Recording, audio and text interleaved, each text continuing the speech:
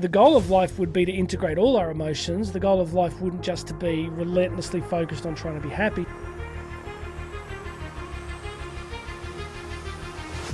Hello there, my friend Jonathan Doyle with you. Welcome to the Catholic Teacher Daily Message. Please make sure you're subscribed. You can check out all the other links here below later on. Today we're talking about another quote from Abigail Shrier's book, Bad Therapy. I think this book has a lot to offer Catholic teachers, Catholic educators, Catholic schools. Producer, please make sure we have a link under here for the Amazon version of Bad Therapy, because I really think it's worth getting a copy of. I want to share with you another quote today. I'm just going to put it up there and then we can discuss it together. You ready? Let's go. In so many ways, we signal to kids that happiness is the ultimate goal.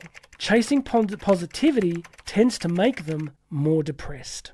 Okay, as stated in the podcast version, I go really deep into this. I just want to hit a few high points here. The concept of happiness has very ancient roots. As moderns, we understand it as a psychological feeling state. What is happiness? Well, it's a feeling that I have. Now, for most of human history, that is not what people thought happiness was. Happiness was actually connected to the exercise of virtue. Who was the happy person? The happy person was the virtuous person. This has roots in Aristotelian metaphysics, and I discussed that in the podcast version. If you want to understand where the roots of this stuff lie. So since the French Revolution, the concept of happiness has become totally psychologized. It's a feeling state. And so we've presented to a generation of young people that the goal of life is to be happy. Of course, you have to realize that serial killers can be happy too, right? You might enjoy serial killing, and when you kill several people, you get a positive feeling state. Therefore, you would meet the criteria for happiness. And I hope we can agree that serial killing is not something we want to advocate, right? So just saying to young people that, or presenting an idea that we want you to be happy, you've got to, be true to yourself, and happiness is the goal, and then adding positivity on that, we should feel good all the time. And if we're not feeling positive or we're feeling sad, then something's really wrong. Think about this for a second. A lot of that's crazy. I talk about in the podcast version that, do you remember when you were a teenager, if you broke up from a first romance, like, I don't know if you did this, but did you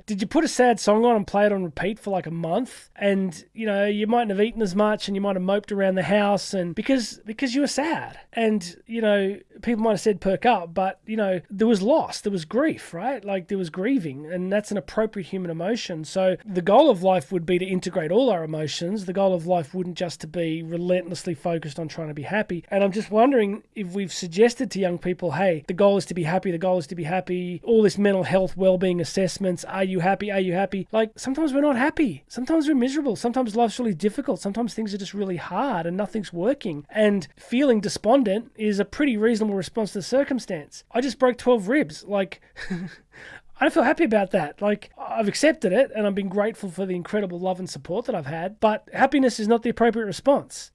So what Shrier is saying in that quote is the more that we've accentuated that, the more that young people seem to be moving in the opposite direction into more. Like, if someone told you, if a culture told you that your job was to feel happy all the time and you didn't feel happy, you'd have to draw the conclusion there's something wrong with you, right? And then you'd start looking for all sorts of explanations around you. Well, it must be this fault or this reason or this thing happened, and then you start going down that rabbit hole and you kind of never come out. Tomorrow we're going to talk a little bit more about that, but the goal is not happiness, the goal is virtue. The goal is to live a moral and virtuous and joyful life, and the goal is to become saints, and the goal is to get to heaven and to enjoy the new heaven and the new earth that, in the kingdom that Christ has restored. That's the goal. So I'm wondering again if so much of this pathology is happening is because we've lost connection to the actual ends of existence itself. And this is why Catholic school is so revolutionary at the moment, because you are about the only place left where you can present these kind of ideas. You're about the only place left where you can begin to say to young people, hey, you may be miserable sometimes,